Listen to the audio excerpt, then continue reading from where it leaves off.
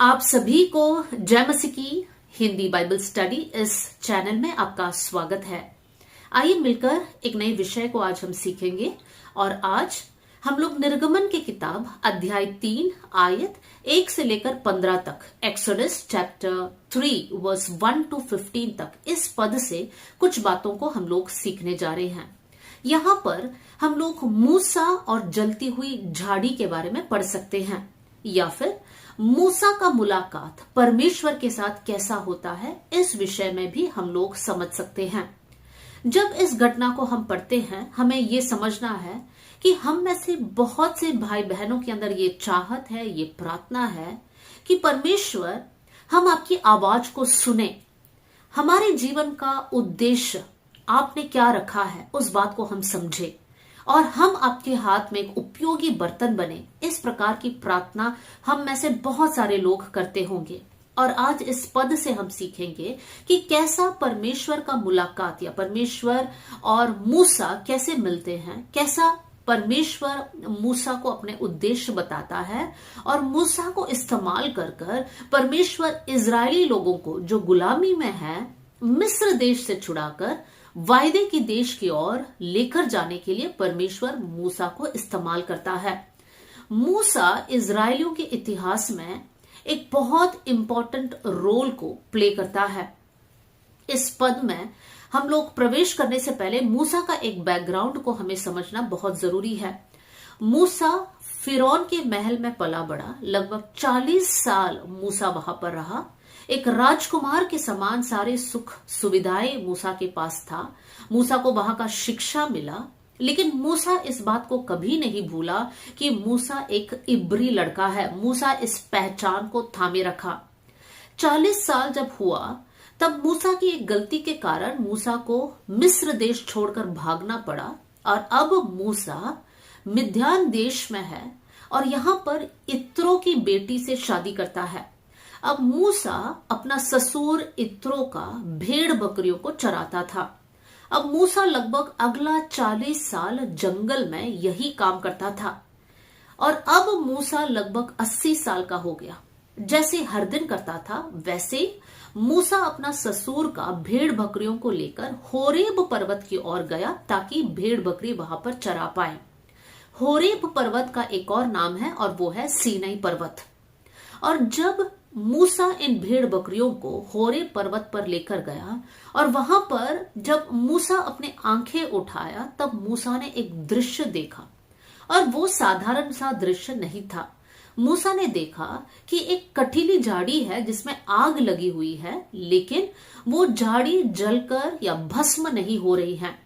तो मूसा को यह दृश्य बहुत अजीब या विचित्र लगा। तो मूसा ने सोचा मैं जाकर देखता हूं कि वहां पर क्या हो रहा है।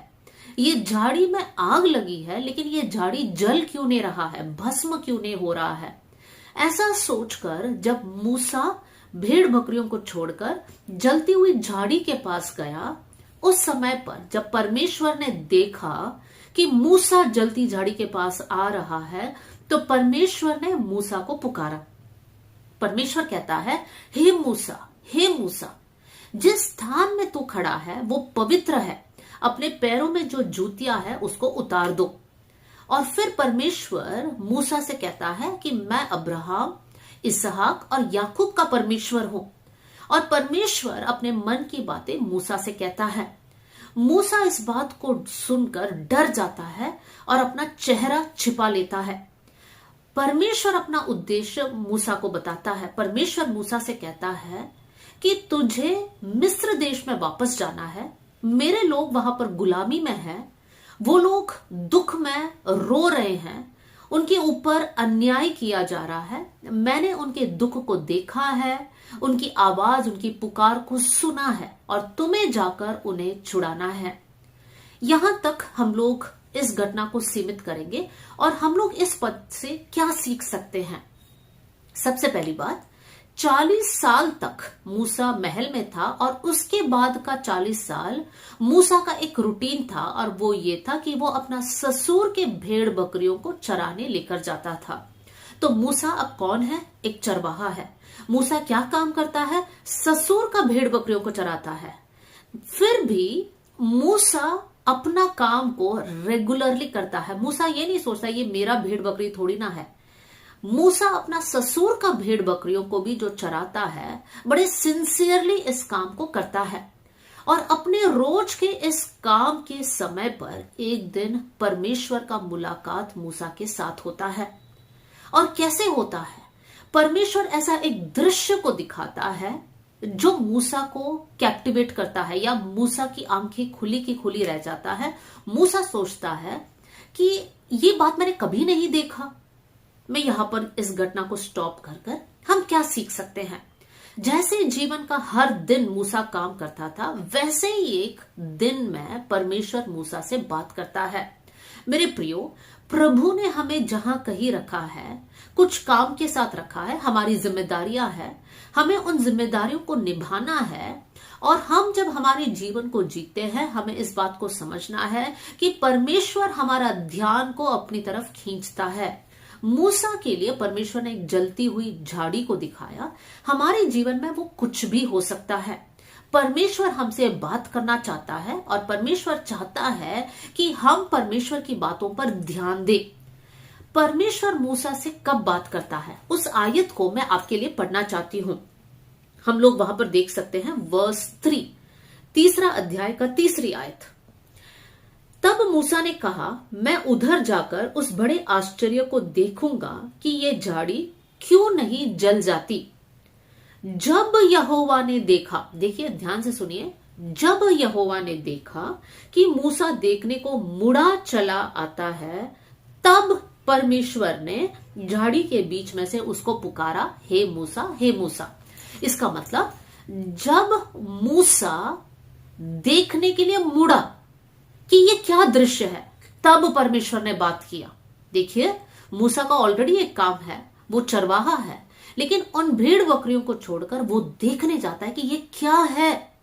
और जब परमेश्वर ने देखा कि मूसा आ रहा है, तब परमेश्वर ने बात किया। मेरे प्रियो, हमारे जीवन में भी बहुत सारी ऐसी घटनाएं होती हैं जहां पर परमेश्वर चाहता है कि हमारे जीवन से कुछ समय को हम अलग करके हम ध्यान दें कि वो बातें क्यों हो रही हैं। वो अच्छी बातें भी हो सकती है, वो दुख भरी बातें भी हो सकती है। हो सकता है अचानक सा एक फाइनेंशियल लॉस आपके लाइफ में हो गया, आपको रुक कर सोचना पड़ेगा, प्रभु के पास जाकर पूछना पड़ेगा, प्रभु ये घटना मेरे जीवन में क्यों हुआ।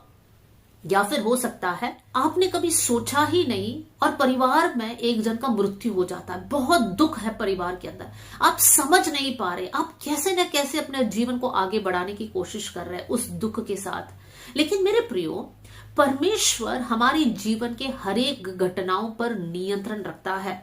जब हमारे जीवन में दुख है या हमारे जीवन में नुकसान है या फिर इवन हमारे जीवन में बहुत आशीष है, आप रुककर ऐसे सोचते होंगे कि मेरे जीवन में इतना बड़ा आशीष कैसे आया। इस आशीष को पाने के लिए मैंने कुछ किया नहीं, मैं इसका हकदार नहीं हूं, ये मेरे जीवन में इतना अच्छा क्यों हो रहा है। देखिए, दुख भरी घटना भी हो सकता है, आशीष की भी घटना हो सकता है। जब आपको लगता है मेरे लाइफ में कुछ अलग हो रहा है, इसका मतलब परमेश्वर आपका ध्यान को खींचना चाहता है। आप में से कुछ लोग सोचते होंगे मुझे अपने परिवार में ही प्यार नहीं मिल रहा है। मेरे प्रियो, ये एक जरिया है कि आप परमेश्वर के पास मुड़े, क्योंकि परमेश्वर आपको प्रेम देगा। या फिर हो सकता है सारे लोग आपके खिलाफ अचानक सा हो गए, इतने दिन जो लोग आपके साथ थे, जो आपके अपने थे, आज अचानक से आप लोग आपके खिलाफ होकर आपकी गलतियों को देख रहे हैं, आपके खिलाफ बातें कर रहे हैं। मेरे प्रियो, जब ऐसी बातें होती है जो रेगुलर नहीं है, ध्यान दीजिए कि आपको परमेश्वर के पास जाना है। परमेश्वर कुछ बातों को शेयर करना चाहता है, कभी कभी परमेश्वर बता भी देता है, लेकिन हम इतने बिजी हो जाते हैं कि हम परमेश्वर की बातों को समझ नहीं पाते हैं। इसलिए हमारे जीवन में कुछ ऐसी घटना हो जाती है जहां पर हम लोग रुक कर सोचना जरूरी है। मूसा मुड़कर गया, तब परमेश्वर ने बात किया। जब हम परमेश्वर के पास जाएंगे तब परमेश्वर हमसे बात करेगा। और जब मूसा मुड़कर जाता है, परमेश्वर उस जलती हुई झाड़ी से पुकारता है, हे मूसा, हे मूसा। मूसा को समझ आता है कि परमेश्वर मेरे नाम को ले रहा है, क्योंकि परमेश्वर कहता है मैं अब्राहम का परमेश्वर, इसहाक का परमेश्वर, याकूब का परमेश्वर हूं। हम यहां से इस बात को सीख सकते हैं, मूसा 40 साल, मतलब अब लगभग 80 साल का हो गया है, ये 40 साल ऐसा जिया कि मानो उन्होंने हार मान लिया और सोचा कि यही मेरा जीवन है। उनका जीवन का पहला 40 साल में उन्हें जो ट्रेनिंग मिला, जो शिक्षा मिला, जो महल में रहा, मूसा ने बहुत सारे सपने बनाए होंगे, लेकिन अब मूसा को लग रहा होगा कि अब मेरे जीवन का कोई मतलब नहीं है, परमेश्वर ने भी छोड़ दिया है। इस प्रकार का सोच मूसा रख सकता होगा, लेकिन परमेश्वर जब नाम लेकर बुलाता है, मूसा को वो रियलाइजेशन आता होगा कि प्रभु मुझे नहीं भूला है, परमेश्वर मेरा नाम लेकर मुझे पुकारता है। मेरे प्रियो, आपका जीवन कितना भी सूना क्यों ना हो, कितना भी एक बंजर भूमि समान आपको लगता हो, परमेश्वर आपको कभी नहीं भूला है। परमेश्वर कभी कभी हमें सूखापन से लेकर जाता है। इसका मतलब ये नहीं कि प्रभु ने हमें छोड़ दिया या परमेश्वर हमको भूल गए। मेरे प्रियो, आप रो रहे होंगे, आप प्रभु से बोल रहे होंगे, प्रभु मुझसे बात कर। सही समय पर परमेश्वर आपसे बात करेगा। आप प्रभु के पास ही रहिए, प्रभु के निकट रहिए, प्रभु आपसे बात करेगा। परमेश्वर आपका नाम लेकर आपको पुकारता है। जैसा वचन में लिखा है, चरवाहा अपना भेड़ को उसके नाम लेकर उसको बुलाता है। यीशु मसीह हमारा चरवाहा है, हमारा नाम जानता है।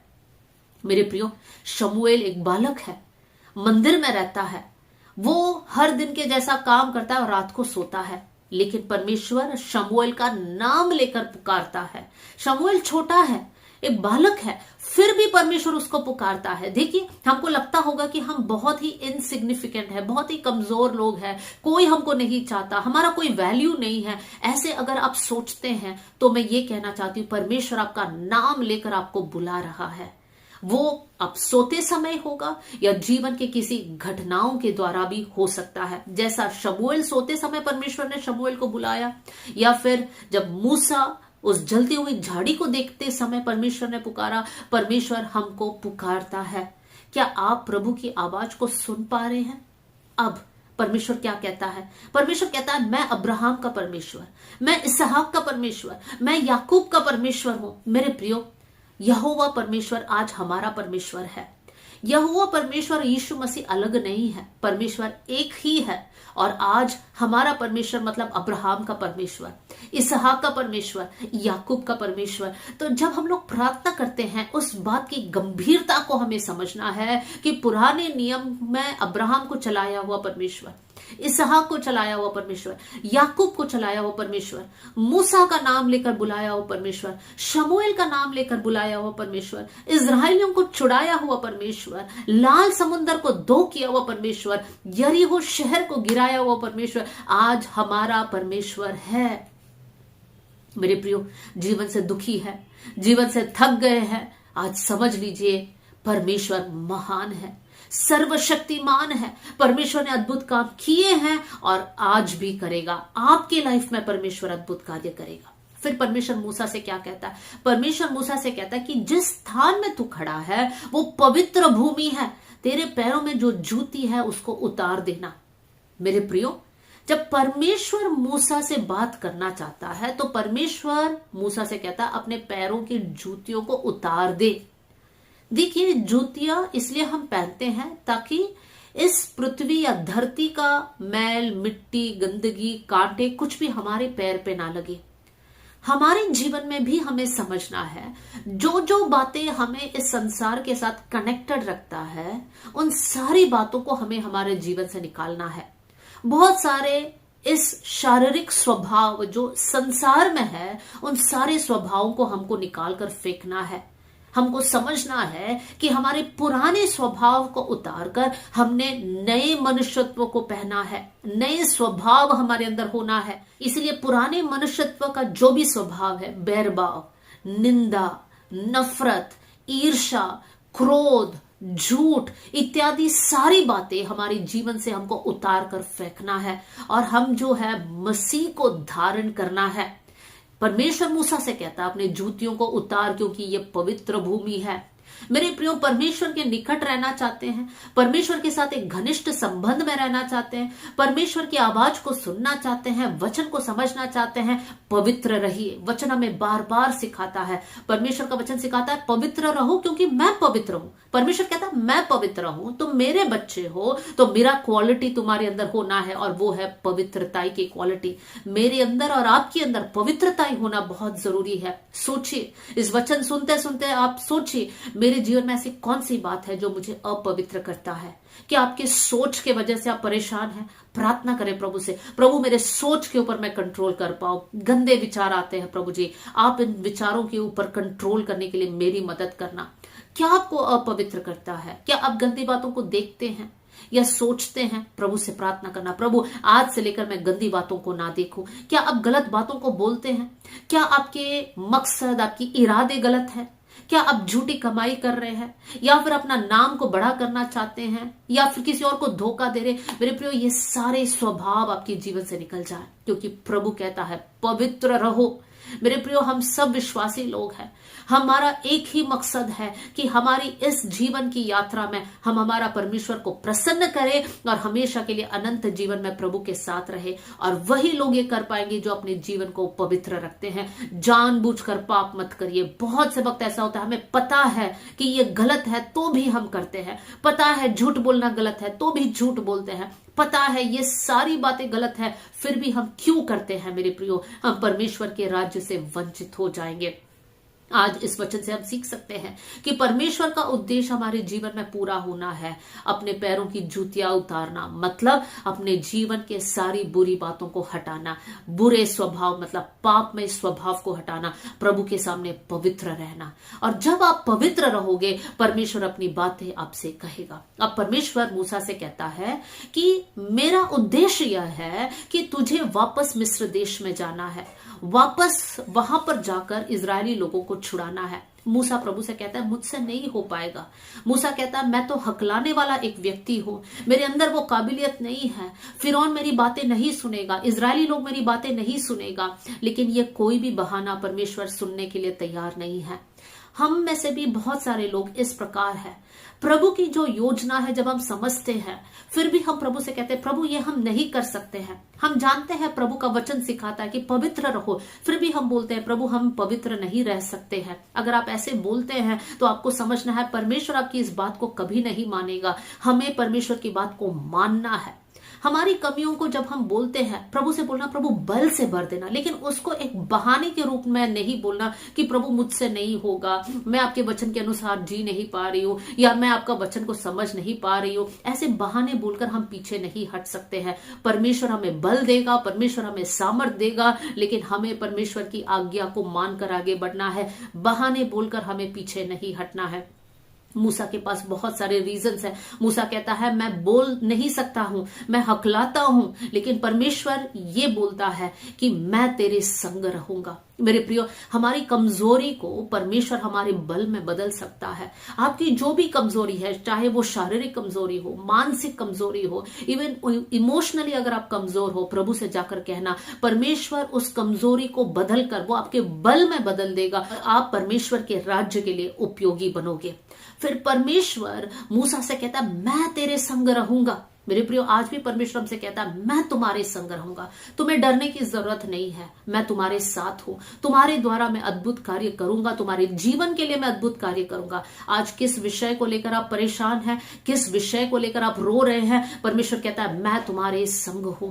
रिश्तों को लेकर आप दुखी है, आपका रिश्ता या आपका परिवार टूटने पर है, प्रभु कहता है मैं तुम्हारे साथ हूं, मैं तुम्हें बल दूंगा, मैं तुम्हारे लिए अद्भुत कार्य करूंगा। परमेश्वर कहता है मैं इजरायलियों के लिए अद्भुत कार्य करूंगा। तो आज परमेश्वर हमसे कहता है मैं तुम्हारे लिए अद्भुत कार्य करूंगा। इन बातों पर आप यकीन कीजिए। तो यहां पर हम इतने पद से इस बात को सीखे कि परमेश्वर हमसे बात करना चाहता है, परमेश्वर हमारा ध्यान को आकर्षित करना चाहता है, लेकिन हमें परमेश्वर के निकट रहना है। और फिर परमेश्वर के पास रहते समय हमारे जीवन के हर बुरी बातों को, पापमय बातों को हमें निकालना है और परमेश्वर के वचन को मानना है और बहाना नहीं बोलना है। मैं प्रार्थना करती हूँ कि ये वचन आपके लिए एक आशीष का कारण बने। आइए हम लोग दुआ करें। स्वर्गीय पिता, आज का वचन के लिए मैं प्रार्थना करती हूँ प्रभु जी।